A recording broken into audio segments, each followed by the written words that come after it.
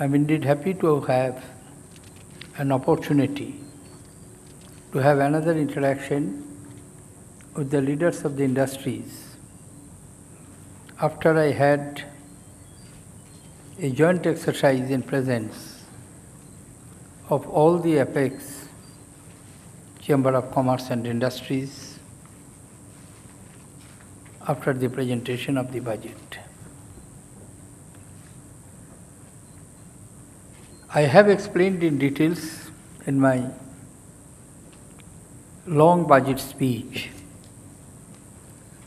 what prompted me and my colleagues to formulate the budgetary proposals in the context of the situation prevailing in the country and outside. Therefore, I would not like to elaborate on all those issues, but I would like to comment on some of the issues which helped us in formulating our proposals and what were the thinking behind that. Over the last year, there has been a slowdown of GDP growth. It has declined from 8.3% to 6.1% rate over the 4 quarters in the calendar year of 2011. While agriculture and service sectors have maintained their recent trend growth rates, there has been a significant slowdown in the manufacture sector growth. This marked slowdown in the manufacturing has been accompanied by decline in the investment growth, particularly in the corporate investments. Thus, giving rise to concerns regarding the future industrial growth and detrimental impact on employment creation. We have tried to address these developments while preparing the Union Budget for 2012-13. Our focus has been to regain our growth momentum in what can be described as a difficult and uncertain global context. We have to strengthen our domestic growth drivers, encourage private investments to regain the pre-2008 crisis growth levels, and address supply constraints in infrastructures and agriculture sector. Fiscal year 2012-13 saw deterioration of our fiscal balance with expenditure slippage on account of higher subsidy burden and growth slowdown affecting the tax revenue collections. Going forward, a critical element of the strategy is to implement an ambitious but realistic fiscal consolidation roadmap and leveraging technology to give effect to a quantum improvement in government's expenditure management. As I have outlined, this strategy involves 1. Expenditure management through cap on subsidy at 2% of GDP for 2012-13 and gradually taking it to 1.75% of GDP over 3 years. 2. Additional resource mobilization in 2012-13 of over rupees 41,440 crore to bridge the fiscal deficit. 3. Better targeting of the subsidies through the gradual expanding Aadhaar platform. And 4. Expenditure monitoring and better expenditure planning through the amended provisions of the FRBM Act, wherein 3-year rolling targets for expenditure indicators have been prescribed. I must add here that there was no option but to further roll back the excise rate cut extended as a part of the stimulus package over 2 years ago to 12%. This step also meets the objective of alignment with the likely GST rates. We have also introduced a negative list in the service tax in keeping with the recommendations of the CII. And I have also the intention of aligning the service tax and excise duty because it is widely accepted that taxes on goods and services should be at the same rate. In meeting the targets under the fiscal roadmap, I am conscious of the fact that the government will need to take and implement some difficult decisions in the coming months. I am not going to elaborate on these issues as and when decisions will be taken by the government, it will be in the domain of the public knowledge. It would be our endeavor to build a broad-based consensus to implement the decisions that have already been taken and confront issues that need to be addressed. In a multi-party democratic system, and when there is no clear absolute mandate in favor of in any particular political party or combination of the parties, efforts to build up the consensus on major economic issues, however strenuous and time-consuming it may be, is the only way through which we can achieve our objective. On my part, I would deliver on the promise of holding the expenditure on major subsidies to under 2% of the GDP without compromising the necessity of offering subsidized food to the targeted sections of our society. I have laid out incentives for taking up fertilizer production, and I am confident that this would lead to reduction in fertilizer imports and lowering subsidy costs, as well as ensure more balanced use of fertilizer. I would like to stress that expansion of the Aadhaar and proposal to shift service delivery on that platform would also target needy persons directly and reduce the leakage in subsidy. Aadhaar delivery would be available in 50 identified districts in the next 6 months. There is another area where we can together ensure that reform imperatives are pursued and implemented at the earliest. We need an early implementation of the DTC and the GST. They provide us with an option of offering the next quantum jump in our tax policy regime and its administration and help in putting the foundations of India's economic expansion on solid ground. Here I must express my appreciation, particularly to some of the leaders of the CII, who at my request and of their own took the trouble of approaching various stakeholders to bring a consensus between the government and the state governments for forward movement in GST.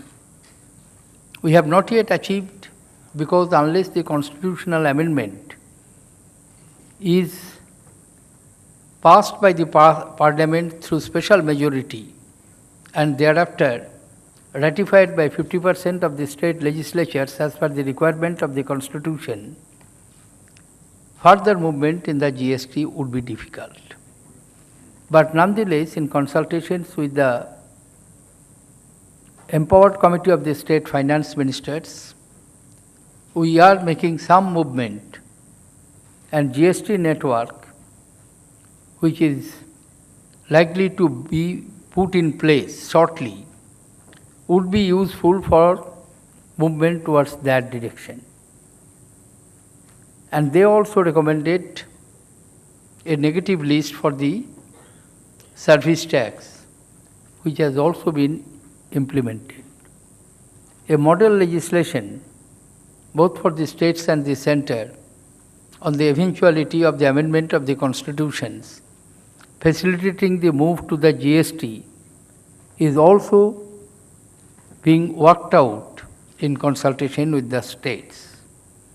But still, we shall have to continue our efforts to build up this consensus.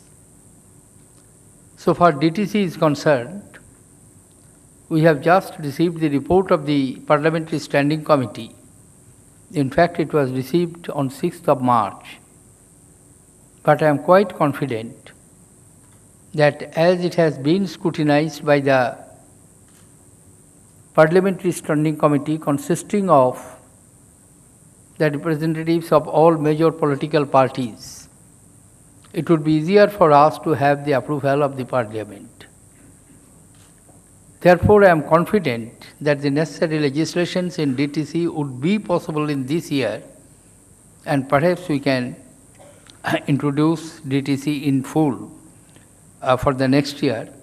And in this process, we will have another opportunity to look at various provisions of the direct tax code. You will be happy to know that in order to reduce the tax litigation and promote tax certainty, Government has constituted 2 advisory groups on international taxation and transfer pricing and other on service tax and customs. Both the groups are headed by the Finance Secretary and include representatives from the trade bodies, tax departments, Institute of Chartered Accountants, and tax advisors. Several steps have been taken to strengthen the domestic growth drivers with a focus to recover the pre-crisis growth momentum in private investments. While fiscal consolidation will help to creating more space for private investment demand, improved financing and spending on infrastructure will help in improving business sentiments. We have taken steps to deepen the capital markets and liberalize capital inflows, including through FIIs, FDI, and external commercial borrowings to improve the access of the Indian industry to cheaper credit. Similarly, we have extended the viability gap funding mechanism to irrigation, terminal markets, infrastructure for agricultural markets, soil testing laboratories, and capital investment in fertilizers. 2 new SME exchanges have been launched for facilitating fund availability to the SME sector. There are proposals for the creation of the credit guarantee funds to improve credit flows to specific activities like skill creations and education. We have also sought to encourage savings in the productive financial assets by tax rebate on first-time investors in the stock market and enhancement of duty on gold imports. Private sector investments have also been incentivized in the infrastructure sector, particularly in coal and power. Infrastructure bonds have been doubled to Rs 60,000 crores. IFCL has already taken initiatives for increasing credit and take-out financing, and an infrastructure debt fund was set up to tap overseas pensions and insurance funds. We have harmonized the definition of infrastructure, which would obviate any confusion and comfort to the investors. At the same time, we have increased planned spending, with the public spending on infrastructure going up by 17%. Policy issues in specific sectors like power, coal, transport, low-income housing, and textile have been addressed to ease the supply constraints on expansion. Agricultural thrust on the specific crops and produce and on Eastern region continues with the increased allocations by over 17% from rupees 7,860 crore to rupees 9,217 crores. Allocation for the Ministry of Water Resources have been more than doubled from 720 in 2011-12 to 1500 in 2012-13. For farmers, access to finance has been improved through larger credit allocations as well as interest rate subventions. Substantial additional subvention has been extended to post-harvest loan repayments, which would encourage greater credit offtake for storage and other purposes and also encourage timely repayment. The agriculture sector investments are directed at creating new opportunities and incentives to attract private sector firms into post-harvest activities, investment-linked reduction of capital expenditure at the rate of 150% is extended to cold chain facilities, warehouses for food grains and sugar, fertilizers and beekeeping. Agri extension services will be allowed 150% weighted deduction. Domestic demand has been addressed through several measures. The widening of the tax brackets will place more income in the hands of the final consumer. In the rural areas, demand should remain buoyant. Besides the demand-driven MGNREGA, which has managed to ensure the implementation of the floor wages in the rural areas, the remunerative minimum support prices, two consecutive bumper crops with increased procurement, there is enhanced spending and attention being given to social security measures, including National Social Assistance Program, where allocation have been increased by over 37%. National Rural Livelihood Mission, where the increase is by over 34%, and Backward Region Grant Fund by 22%, and financial inclusion. These measures, coupled with the fact that core inflation has moderated in the past 3 months, and in the coming months we are looking at a reversal in the policy rates, should help in improving business sentiments and growth in private investments. Before I conclude, let me point out that key legislations relating to banking, insurance and pensions and also DTC will be moved in the Parliament. These have undergone, as I have mentioned, the necessary consultative process through the multi-party standing committees and should have universal consensus. I also want to touch on the debate currently underway on the use of the retrospective amendments to the tax laws. First of all, I would like to make one point quite clear, and here we shall have to think together and efforts will have to be made collectively. Do we want India should be a no-tax country?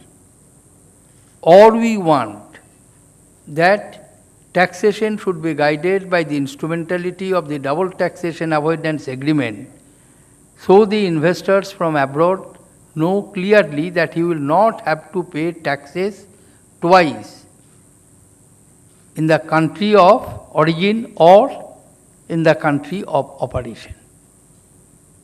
Therefore, if we assume that our desire is not to have a no-tax regime in India, then only one instrumentality is available to us for ensuring that the investors do not pay taxes twice through the instrumentality of the double taxation avoidance agreement and tax exchange information agreement. The second issue which emerges from the judgment of the Supreme Court directed the government that intention of the legislature should be made quite clear through the appropriate amendment in the relevant laws. How the intention of the legislature can be created without reference to the point of date and year of enactment. If the legislature wants to make specific that this was the intention, then what would be the reference point other than the year of enactment? And every retrospective legislations, all of you are knowledgeable. Please go through the finance bill year after year. Hardly you will find any finance bill where some retrospective legislations have not been introduced in the finance bill arising out of the verdict of the court. In one particular year, to reflect the decision of the court and to indicate the intention of the legislature, a whole section was added in the finance bill. 2008, as many as 9 retrospective amendments were made. 2009, 2010, and it's a constant practice not only in India but many other countries. Therefore, the two issues which we shall have to keep in mind, I have no problem of having any length of discussion on this issue and to assuage the feelings that yes, in our country, we will have clarity about the taxations. DTC, GST is making an attempt reforming the tax regime to ensure that people have clear ideas about the clear tax regime in the country. Then the apprehension is that if the reference point is to the year of enactment, can the cases be reopened from that day? No, because there are other provisions in the Income Tax Act. Under no circumstances, the cases cannot be reopened beyond 6 years. Therefore, that law is applicable. Legislation of the intention may be clarified by retrospective amendment with reference point to the year of enactment of 1961 or 1962, but that does not lead to the conclusion that the cases can be reopened from 1961 or 1962. There comes the question of other provisions of the Income Tax Act where it prohibits that you cannot reopen the cases beyond 6 years. Somebody may raise a question that there is another amendment we have made in the Income Tax Act where the cases can be reopened up to 16 years. But that is only related to the black money and having assets in foreign countries without permission from the appropriate authorities. That is not applicable to the resident taxpayers or not even non-resident taxpayers who are operating their business activities in this country. That is limited to one particular class of cases where if through the exchange of information, either through amended DTAA or through tax exchange information agreements, we come to know that somebody has foreign assets and that has not been declared and that asset has been created without sanction of the appropriate authorities, then and then only, if it is required in that cases, it can be done for 16 years. Therefore, I do feel there is, I understand, lot of misapprehension is there that the cases can be reopened. Legal pundits always will interpret the legal terminology in their own way. I am not a lawyer, but this much I can tell you that hardly there has been any finance bill where retrospective amendment has not taken place to clarify, because apart from getting taxes, there is the other areas that you shall have to protect your own revenue. Because if the retrospective amendment is not being made, those who have paid taxes, accepting the interpretation of the department, they will claim that now you return the taxes which I have given to you, and it is not an imaginary cases. I am not going to mention the name. 4, 5, 6 such cases are with me, where they are waiting that if there be no retrospective amendment, I shall have to return the taxes which I have collected from them who believed in the interpretation of the department, who did not challenge that interpretation. Therefore, to protect the revenue, that there be no outflow from the exchequer, and to ensure that the intention of the legislator was clear from the day one, and day one means with the date of enactment, this amendment has been made, not with any vindictive or with asserting any particular point of view. This is absolutely requirement of the law, and as it was interpreted, the judgment of the Supreme Court when they directed that you clarify the intention of the legislations in unmistakable and unambiguous terms. I think I have tried to the best of my abilities to remove the doubts on this issue. Of course, debate will go on, and there will be further legal interpretation. That is the job of the legal experts.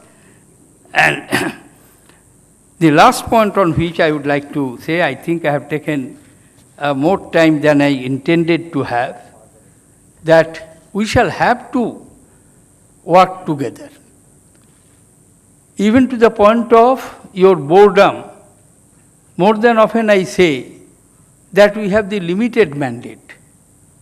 And in the case of a limited mandate, you cannot expect that whatever the executive or the government decides, they can get it done. Simply it is not possible.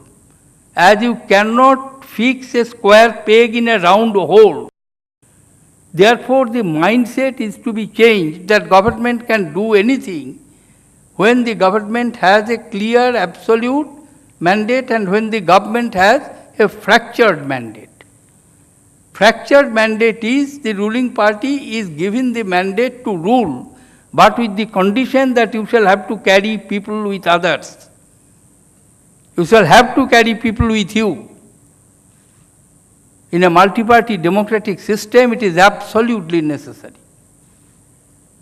And how strenuous you can understand easily when you say that in less than 24 hours, the pattern of voting in both houses change in less than 24 hours. Therefore, it is not a very easy task. That's why I do believe that collectively we shall have to work together. Yesterday when I was addressing Vicky, I thought that this issue we have settled long ago, that whether there is any trust deficit between industry and government. I can assure you, perhaps I can speak on behalf of the government, that no question of the trust deficit between industry and government. That might have been the concept of 70s, though I was also a small player in those days. But since 80s onwards, we have moved, and we recognize, we are firmly convinced that in the task of the nation building, we are partners, and there cannot be any trust deficit between the partners. Thank you, ladies and gentlemen, for the patience you have shown to me.